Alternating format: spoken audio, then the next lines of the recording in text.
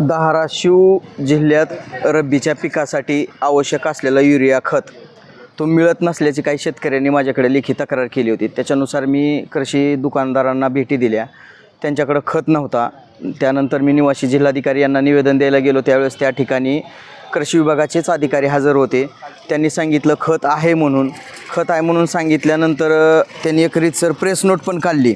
त्या प्रेस नोटमध्ये त्यांनी 8/12/2025 रोजी एक प्रेस नोट काढली आणि सांगितलं की 7883 मेट्रिक टन खत शिल्लक आहे म्हणून।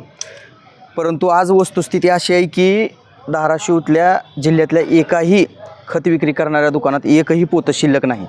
त्यांच्या ई-पॉस मशीनला मात्र स्टॉक आहे, ई-पॉस मशीनला स्टॉक आहे, पण दुकानात उपलब्ध नाही। याचा अर्थ नेमकं काय मला पण समजत नाही। त्यांची प्रेस नोट घेतल्यानंतर पण परत पुन्हा मी 1 महिना झालं वेगवेगळ्या दुकानांना भेटी देतोय। प्रत्येक ठिकाणी शेतकऱ्यांना पण सांगितलं जातं आहे आणि मला पण सांगितलं जातं की खत उपलब्ध नाही। खत उपलब्ध नाही म्हणून सांगतानाच माझ्यापाशी काही दुकानदाराचे व्हिडिओ पण आहेत, ते व्हिडिओ स्टिंग केलेलेचे व्हिडिओ आहेत। त्यानंतरसुद्धा खत उपलब्ध होत नाही। शेतकऱ्याच्या उत्पादनावर याचा थेट परिणाम व्हायला लागलेला आहे। उत्पादन निम्मेवर येऊन ठेपलं आहे। काही जणांचे गहू आणि ज्वारी निसवून गेलेले आहेत। आता त्याला तर खत टाकायची वेळसुद्धा निघून गेली।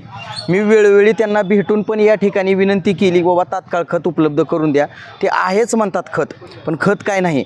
मशीनवर खत आहे, प्रेस नोटला खत आहे, पण दुकानात खत नाही। याचा अर्थ हा 8000 मेट्रिक टन खत नेमका गेला कुठं, याच्या पाठीमागं कोण आहे, हा सुद्धा एक आणखीन या ठिकाणी काय म्हणतात त्याला सर्चिंग करण्यासारखा विषय आहे। 8000 टन म्हणजे जवळपास 25 कोटीची सबसिडी शासनाची त्याच्यावर आहे। एका टनाला 30,000पेक्षा जास्त सबसिडी शासन देतं आहे। ही नेमकं सबसिडी कुणी खाल्ली, याच्या पाठीमागं एखादा बडा अधिकारी तरी असू शकतो किंवा मंत्रिमंडळातला एखादा बडा नेता तरी असू शकतो। हे उघडच आहे। माझा या सरकारवर, या अधिकाऱ्यावर आरोप आहे। आणि जर नसेल तर त्यांनी ह्या 8000चा मला रीतसर कुण्या शेतकऱ्याला दिलं, कुठं दिलं, कुठल्या दुकानातून दिलं, त्याची आधार कार्डासहित माहिती द्यावी म्हणून मी निवेदन दिले। माझ्या निवेदनाची तिथं दखलसुद्धा घेतली जात नाही, मला माहिती दिली जात नाही। याच्यासाठी मी रीतसर जर आम्हा शेतकऱ्यांना हे अधिकारीच खरा फास आमच्या गळेभोवती लावत असतील आणि आमच्या घरात मरण यातना भोगायला लावित असतील तर येत्या 26 जानेवारी रोजी मी जिल्हाधिकारी कार्यालयाच्या समोर या संबंधित कृषी विभागाचंच श्राद्ध घालणार आहे।